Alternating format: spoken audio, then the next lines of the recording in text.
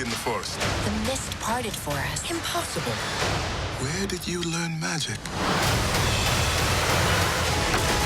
I believe in you, Elsa, more than anyone or anything. And that was a clip from Frozen 2, one of the newest movies to hit theaters. Is the film worth seeing? Here to let us know is our film critic, Will Loper. Hi, Will. Hi, guys. Oh, well, I got good news. This is a movie that will entertain both kids and adults. It's got humor and heart, and it's well worth a trip to the theaters to see it. So Elsa, Anna, Olaf, Kristoff, and Sven are all back, and this time there's a mysterious force that's kicked them out of their kingdom.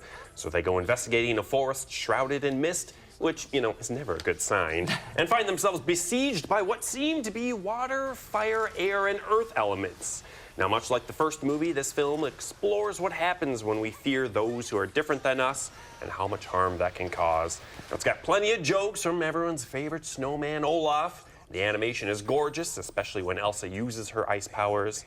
Now, I did have company to the theaters, my sister and Frozen expert Isabelle, my 8-year-old niece, and, you know, she had her own thoughts after the movie. What I thought of Frozen 2, it was pretty good in the beginning, but in the middle it was kind of sad, but it was a good ending. I probably only laughed about like 4 times. I didn't even cry. I just had it in my eyes. I was trying to hold it in. Who was your favorite character? I would say Elsa.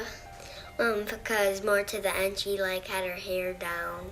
I would rate it 5 Elsas out of 5. There you go. Future 5? reviewer. 5 out of 5. 5 Elsas out of 5. Goodness. No, I'm glad to hear that because whenever there's a sequel, you sort of hold your breath. The first one was so great.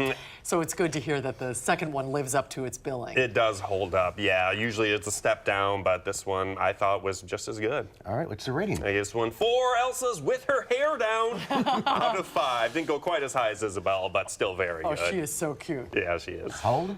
8. Yeah. Okay. The future of reviewing 5 out in of the 5. family. I better look out. All right, up next, A Beautiful Day in the Neighborhood.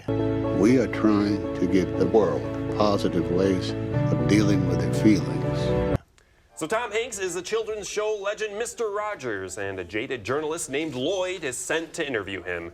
Now, Lloyd doesn't believe anyone can possibly be so kind, but over the course of the movie, Fred Rogers begins to convince him that is the case and helps Lloyd deal with the anger and unresolved history that he has with his father. Now, every time Tom Hanks is on screen as Mr. Rogers, the movie comes alive, but sadly, he's the supporting character in his own movie, and this is mostly the story of Lloyd. Still, you're gonna wanna bring your tissue boxes. This movie will hit you right in the feels. It's worth seeing, but, you know, it just needed more Mr. Rogers. Are we going to learn anything about Mr. Rogers that we didn't know before? Not really, no. But, you know, I'm a little spoiled. I saw the documentary last year that really went into his life, and this one doesn't really cover any new ground, I'd say. The way it's marketed, it's like his story. Yeah, it shows Tom Hanks as Mr. Rogers. You think this whole thing is gonna be the Mr. Rogers movie, but really, it's the Lloyd movie.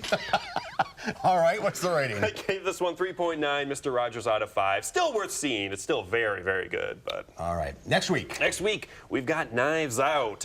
Murder mystery with a killer cast. Wow, never heard of it. What? Oh, no, this is a big buzz about this one. Oh, yeah. You'll hear about it next week. Okay, see you. Happy Thanksgiving. Yep, you guys as well. Thank you, Will. Thank you, guys. We'll be right back.